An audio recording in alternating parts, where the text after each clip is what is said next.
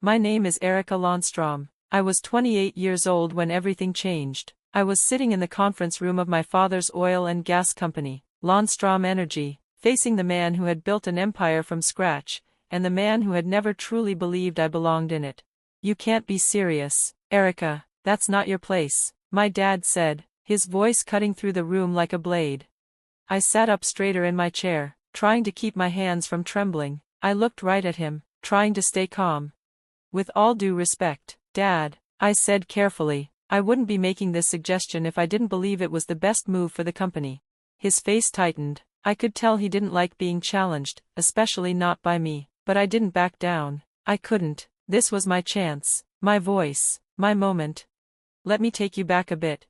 Growing up, my dad's company was everything to our family. Lanstrom Energy was his life's work. He built it from the ground up, and in Houston, it was a name everyone knew. While my brother Scott was groomed to one day take over, I was always just the daughter, there, but not really seen. It didn't matter how hard I worked or how many degrees I earned. My dad never thought I had a real place in the company.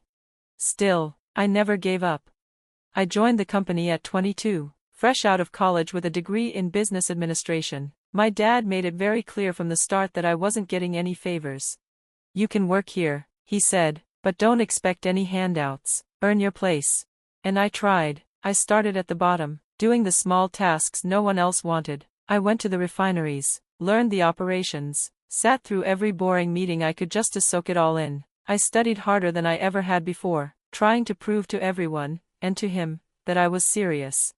But Scott, he didn't start at the bottom like I did. He walked in and was given a senior executive title just like that. No experience, no grind, just the golden boy. He sat in big meetings making decisions while I was making spreadsheets and shadowing mid-level managers. Everyone knew he wasn't ready, but no one said anything. He was the heir, and that was that.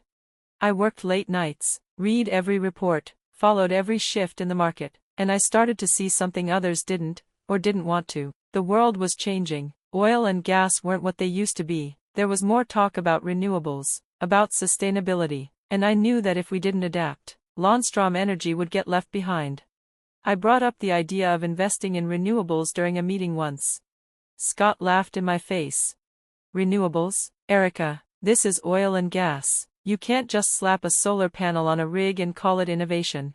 Everyone in the room chuckled. My face burned, but I stood my ground. "I'm not saying we walk away from oil," I said, "but the world is changing. If we want to stay competitive, we need to change too." My dad didn't say a word, he just watched. When the meeting ended, I walked out wondering if I'd pushed too hard. But that night, he sent me an email asking me to prepare a detailed report on renewable energy. It wasn't much, but to me, it meant everything. It meant maybe, just maybe, he was listening. I spent weeks working on that report. I poured every ounce of energy into it. When I finally handed it to him, my hands were shaking. He barely reacted, just said it was thorough. But then, a few weeks later, I heard him mention some of my points in a board meeting. He didn't say they were mine, of course, but I knew, and that tiny sliver of acknowledgement fueled me. For the next 6 years, I climbed, slowly, painfully. Every promotion I earned, I fought for. I had to be twice as prepared, twice as calm, twice as smart. Scott, he kept getting titles and praise without doing half the work, but I kept pushing. By 25, I was running my own projects. By 28, I held a senior position in operations. I wasn't at the top yet, but I could see it. I was close. And that brings us back to that day in the conference room, the day I challenged my father's authority in front of everyone. After I gave my proposal, the room went silent. Then Scott lost it.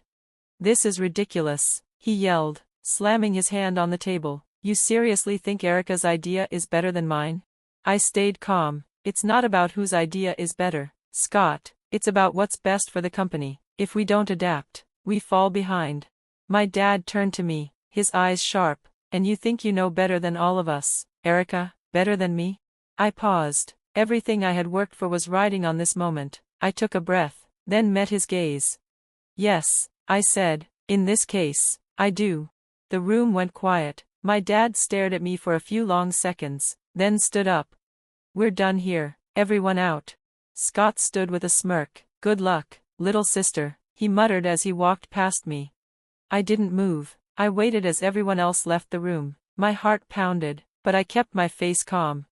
When the door closed, my dad leaned forward. His voice was low, but sharp. Do you have any idea what you're doing? You challenged me in front of everyone. I didn't flinch. In this room, I'm not your daughter. I'm an executive. I care about this company. That's why I spoke up. He narrowed his eyes. This isn't about the company. This is about proving yourself. I shook my head. It's about both. I know what this company means to you. It means everything to me too. But if we don't evolve, it won't survive. He stared at me for a long moment, then sighed. You're bold, but bold doesn't always mean right. He turned and walked out. I stayed seated, my heart racing. I didn't know what was coming next, but one thing was clear. I wasn't going to back down. Not now, not ever. As soon as Rebecca leaned forward and said my name, I could feel it. There was something coming I probably wouldn't want to hear. This place, she said softly, her voice dropping just enough to make me listen more closely. It's not really made for women like us. You're sharp, you've got ambition, and you've done your homework, but sometimes, that's still not enough. Lanstrom Energy, it's an old boys club. You can have the smartest ideas in the room, and still, they'll brush you off if they feel threatened. I swallowed, keeping my voice low. I know, I said, but if I don't push for this, then who will? The numbers don't lie. Maybe they can ignore me right now, but they won't be able to ignore the results forever. Rebecca gave me a small nod and smiled, just a little. You've got guts, I like that, and you're not wrong, this company does need to change. If I can give you one piece of advice, don't let them see you flinch. Be relentless, even when it's hard, especially when it's hard. Her words stayed with me long after the meeting ended. Deep down, I knew she was right. Lanstrom Energy wasn't built for people like me, but I wasn't going anywhere. I'd come too far to walk away. I was going to make this work, no matter how many walls they put in front of me. The next few weeks were non-stop. I threw myself into fine-tuning my proposal, adjusting the details, and pulling together every solid piece of data I could. I took Rebecca's notes seriously and added everything I could to strengthen the plan. Late nights became routine. Most evenings, I was still at the office long after the lights had gone out in the other departments. My desk was slowly taken over by empty coffee cups, post-it notes, and stacks of reports. One night, while I was neck-deep in market research, there was a soft knock at my door. I looked up, surprised. It was Marcus Langston, one of our lead engineers. He had a calm look on his face, and a tired smile. "Got a minute?" he asked. "Sure, come in," I said, gesturing toward the chair across from me. "What brings you in so late?" He sat down and glanced over the mess on my desk. "I've been hearing things," he said, "about your proposal. People are talking. I just wanted to tell you, I think you're onto something." I blinked. "Really?"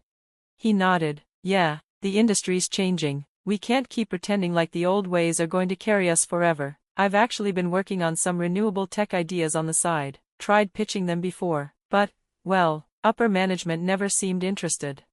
"Tell me more," I said, sitting up straighter. So he did. He talked about reducing emissions, boosting energy efficiency, even exploring solar and wind integration. As he spoke, I felt something I hadn't felt in a while: excitement. He wasn't just another guy with opinions. He actually understood the deeper challenges, and he had a vision for what we could become. "Why haven't you shown this to my dad?" I asked, curious.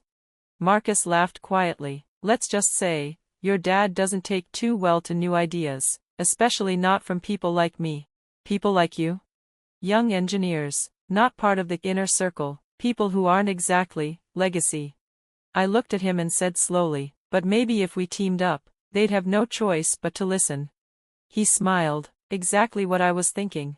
And just like that, we started working together. For the first time in a long time, I felt like I had a real partner. We blended our ideas, his technical brilliance and my market-driven plan. We stayed up late reviewing projections, planning strategies, and preparing for the battle ahead. Working with Marcus was refreshing. He was honest, driven, and his passion lit a fire in me I hadn't felt in a while.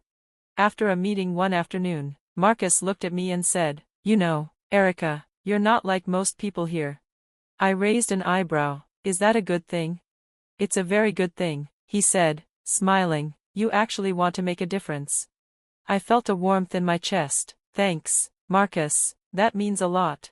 We started spending more time together, grabbing coffee, talking about life outside work. It felt easy, natural, and though I didn't want to admit it out loud, I started looking forward to those conversations more than anything else during the day.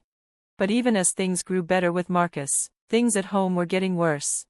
At a family dinner one Sunday, my dad barely looked at me. Instead, he spent most of the night bragging about my brother Scott's golf scores.